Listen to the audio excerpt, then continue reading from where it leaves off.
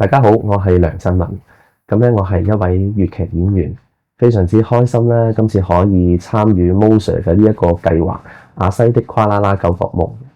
夢》。我今年27歲，我以前咧就係喺廣東劇校，13歲入咗廣東劇校去讀咗6年嘅粵劇表演專業啦。之後畢咗業就去咗香港演藝學院讀咗4年嘅戲曲表演嘅學士學位。喺呢套戲入邊咧，我就係負責去飾演一位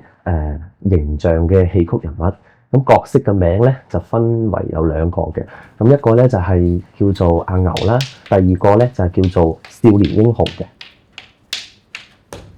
阿牛咧就係阿西嘅阿哥，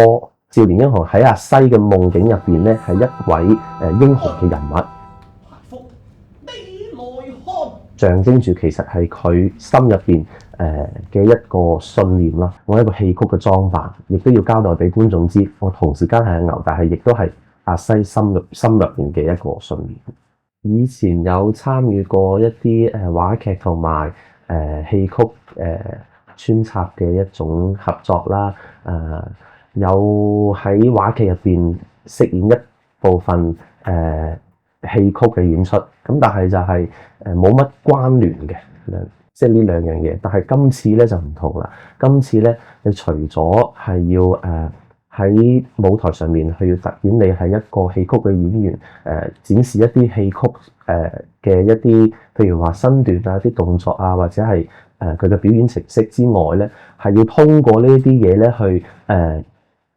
傳遞俾觀眾。其實我用呢啲嘢去表達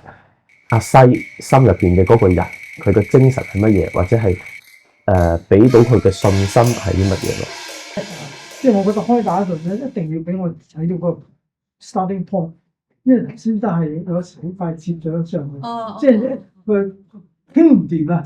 即係去到一到呢個位嘅時候，我見到你喺呢個位嘅時候，係真係即係好，我哋同你打過對視，係啦，咁你都推我真唔使，即係對視啊嘛。又得，你唔好拖就得，唔好拖。有時候咧，好多觀眾會睇唔明白戲曲佢嘅身段係代表啲乜嘢，或者係唔夠清晰。咁所以 Mo Sir 咧同時間就會同我哋講嗱，你呢度要戲多啲，形式要少啲，